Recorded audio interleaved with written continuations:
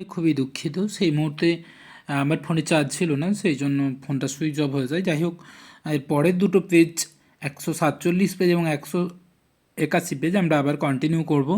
তো এইখানে 147 পেজে প্রথমেই যেই প্রশ্নটা রয়েছে, ভারতের ফুটবল খেলার প্রবর্তন করেছিল, ভারতে ফুটবল এবং ক্রিকেট উভয় খেলারই প্রবর্তক হচ্ছে ইংরেজরা। এরপর পরের প্রশ্ন, 2 নম্বর প্রশ্ন, বঙ্কিমচন্দ্র সম্পাদিত বঙ্গদর্শন পত্রিকাটি ছিল একটি মাসিক পত্রিকা, যেমন সোমপ্রকাশ ছিল সাপ্তাহিক পত্রিকা আর বঙ্গদর্শন পত্রিকা, বঙ্কিমচন্দ্র যেই পত্রিকার প্রথম 4 বছর সম্পাদনা করেছিলেন সেই পত্রিকার হচ্ছে যে ছিল একটি মাসিক পত্রিকা। 3 নম্বর, কলকাতা বিশ্ববিদ্যালয়ের প্রথম ভারতীয় উপাচার্য স্যার গুরুদাস বন্দ্যোপাধ্যায়। সঠিক উত্তর হবে অপশন ক, স্যার গুরুদাস বন্দ্যোপাধ্যায়। এরপর 4 নম্বর প্রশ্ন, নববিধান প্রতিষ্ঠা কে করেন? আমরা সকলেই জানি নববিধান ব্রহ্ম সমাজ বা নববিধানের প্রতিষ্ঠাতা কেশবচন্দ্র সেন, যিনি ব্রহ্মানন্দ নামে পরিচিত। এরপর 5 নম্বর প্রশ্ন, ব্রহ্ম সমাজের মুখপত্র কোন পত্রিকা ছিল? এর সঠিক উত্তর হবে অপশন ক, তত্ত্ববোধিনী পত্রিকা ছিল ব্রহ্ম সমাজের মুখপত্র। তারপরের প্রশ্ন, বালাকোটের যুদ্ধ কবে অনুষ্ঠিত হয়েছিল? বালাকোটের যুদ্ধ হয়েছিল 1831 খ্রিস্টাব্দে। সঠিক উত্তর হবে অপশন গ, 1831 খ্রিস্টাব্দে। পরের প্রশ্ন, নীল কমিশন গঠিত হয়েছিল কার উদ্যোগে? নীল কমিশন গঠিত হয়েছিল জেপি গ্রান্টের উদ্যোগে।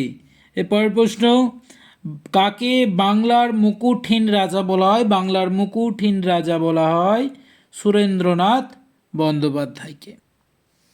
এর পরের প্রশ্ন, 9 নম্বর প্রশ্ন, ইন্ডিয়ান লীগ নামক সমিতিটি গঠন করেছিলেন, ইন্ডিয়ান লীগ বা ভারত সভার গঠনকর্তা ছিলেন শিশির কুমার ঘোষ। এর সঠিক উত্তর হবে অপশন ক। বর্তমান ভারত প্রথম কোন পত্রিকায় প্রকাশিত হয়েছিল? বর্তমান ভারত প্রকাশিত হয়েছিল অপশন গ, উদ্বোধন পত্রিকায়।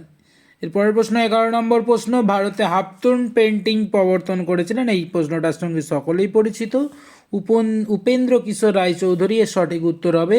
এরপরের প্রশ্ন, বিশ্বভারতী প্রতিষ্ঠিত হয় কবে? এর সঠিক উত্তর হবে অপশন ঘ, 1921 খ্রিস্টাব্দে। 13 নম্বর প্রশ্ন, নিখিল ভারত ট্রেড ইউনিয়ন কংগ্রেস নিখিল ভারত ট্রেড ইউনিয়ন প্রতিষ্ঠিত হয়েছিল কবে? না, 1920 খ্রিস্টাব্দে নিখিল ভারত ট্রেড ইউনিয়ন প্রতিষ্ঠিত হয়েছিল। এবার 14 নম্বর প্রশ্ন, দেশপ্রাণ নামে কে পরিচিত বা দেশপ্রাণ আখ্যা দেওয়া হয়েছিল কাকে? দেশপ্রাণ আখ্যা দেওয়া হয় বীরেন্দ্রনাথ শাসমলকে। 15 নম্বর প্রশ্ন, ভারতের কমিউনিস্ট পার্টিকে কবে নিষিদ্ধ বলে ঘোষণা করা হয়? ভারতের কমিউনিস্ট পার্টিকে 1934 খ্রিস্টাব্দে নিষিদ্ধ করা হয়েছিল। এরপরের প্রশ্ন, নারী কর্মমন্দির কে প্রতিষ্ঠা করেন? নারী কর্মমন্দিরের প্রতিষ্ঠাতা ছিলেন লীলা নাগ রায়। সঠিক উত্তর হবে অপশন ঘ। 17 নম্বর প্রশ্ন, অ্যান্টি সার্কুলার সোসাইটির প্রতিষ্ঠাতা অপশন খ হবে এর সঠিক উত্তর শচীন্দ্র প্রসাদ বসু। এরপর 18 নম্বর প্রশ্ন, নমশূদ্রদের ধর্মীয় নেতা কে ছিলেন? নমশূদ্র সম্প্রদায়ের প্রতিষ্ঠাতা বা ধর্মীয় নেতা ছিলেন হরিচাঁদ ঠাকুর। এরপর 19 নম্বর প্রশ্ন, ট্রেন টু পাকিস্তান গ্রন্থের রচয়িতা? এর সঠিক উত্তর হবে অপশন গ, খুশবন্ত সিং। 20 নম্বর প্রশ্ন, নেহেরুর লিয়াকত চুক্তি, অর্থাৎ ভারতবর্ষের প্রধানমন্ত্রী জওহরলাল নেহেরু এবং পাকিস্তানের প্রধানমন্ত্রী লিয়াকত আলী খানের মধ্যে এই চুক্তি সম্পাদিত হয়েছিল 1950 খ্রিস্টাব্দে।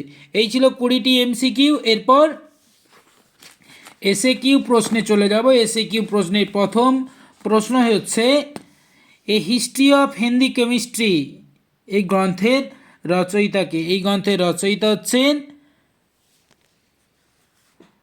আচার্য প্রফুল্লচন্দ্র রায়। আচার্য প্রফুল্লচন্দ্র রায় হচ্ছেন a history of Hindu chemistry গ্রন্থের রচয়িতা। এর পরের প্রশ্ন কি বলছে, না কোন বছর শ্রীরামপুর মিশন প্রেস প্রতিষ্ঠিত হয়েছিল? শ্রীরামপুর মিশন প্রেস এবং শ্রীরামপুর ব্যাপটিস্ট মিশন দুটোই প্রতিষ্ঠিত হয়েছিল 1800 খ্রিস্টাব্দে। আর একটা বিষয়, আর ফোর্ট উইলিয়াম কলেজও প্রতিষ্ঠিত হয়েছিল এই 1800 খ্রিস্টাব্দে। এরপর 3 নম্বর প্রশ্ন, ফরওয়ার্ড ব্লক কোন বছর প্রতিষ্ঠিত হয়? এখানে লিখে দিয়েছি, ফরওয়ার্ড ব্লক নেতাজি সুভাষচন্দ্র বসু যখন ত্রিপুরী অধিবেশনের পর তিনি দ্বিতীয়বারের জন্য কংগ্রেসের সভাপতি হয়েছিলেন, তখন গান্ধীজি যে মনোনীত প্রার্থী পট্টভি সিদ্ধারামাইয়া তাকে তিনি পরাজিত করেছিলেন এবং সেই জন্য গান্ধীজির সঙ্গে তার মনোমালিন্য হলে তিনি কংগ্রেস থেকে বেরিয়ে গিয়ে 1939 খ্রিস্টাব্দে প্রতিষ্ঠিত করেছিলেন ফরওয়ার্ড ব্লক দল। এর পরের প্রশ্ন 4 নম্বর প্রশ্ন, কার নেতৃত্বে প্রথম মে দিবস পালিত হয়? প্রথম মে দিবস পালিত হয়েছিল কার নেতৃত্বে? না সিঙ্গারা ভেলু চেট্টিয়ার। সঠিক উত্তর হবে কি সিঙ্গারা ভেলু চেট্টিয়ার।